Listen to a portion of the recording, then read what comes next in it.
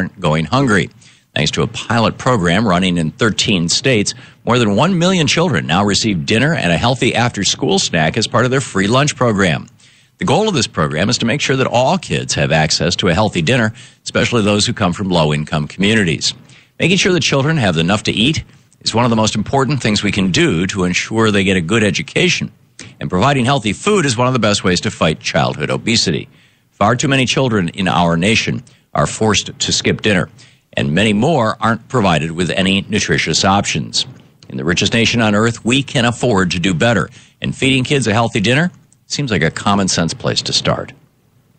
Here in the U.S., we're known for working hard, but some of us may be working ourselves right to an early grave. A new article by Alexandra Bradbury over at Alternet says that we need to think more than just adding more jobs to our economy.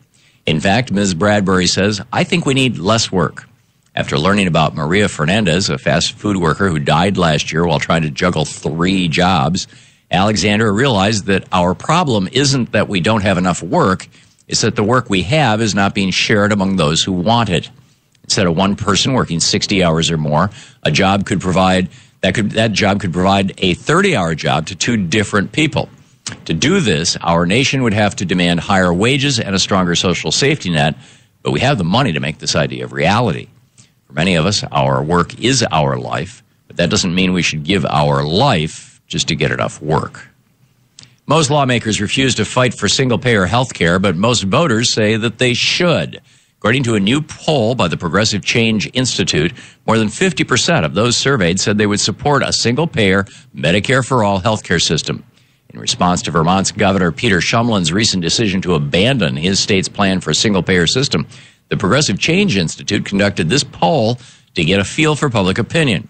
Out of the 1,500 likely voters who were questioned, more than half supported single-payer, and that even included 1 out of every 4 Republicans.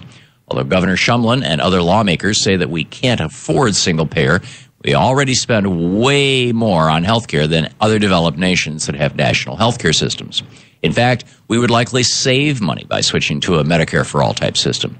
This new poll shows that Americans know we need to get the profit motive out of health care, and now we've got to push our lawmakers to make that happen. And finally, if New York Governor Andrew Cuomo gets his way, low-wage workers in his state will be getting a raise. At a recent press conference, Governor Cuomo proposed raising the minimum wage in his state to $11.50 in the city and $10.50 in the rest of the state.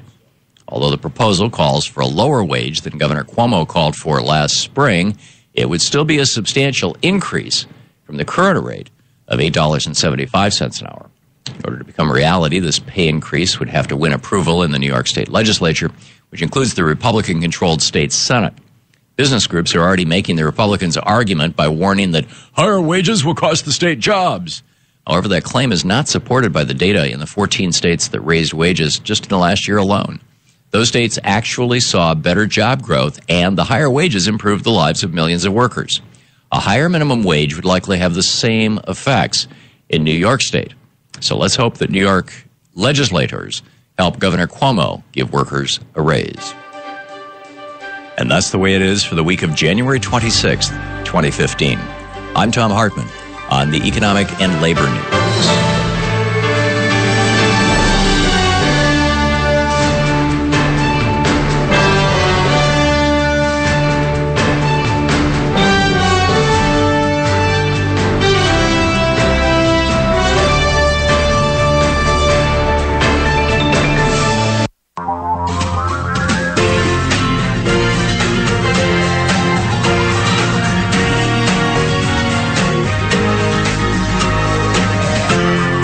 This is the Thom Hartmann Program. I'm going to continue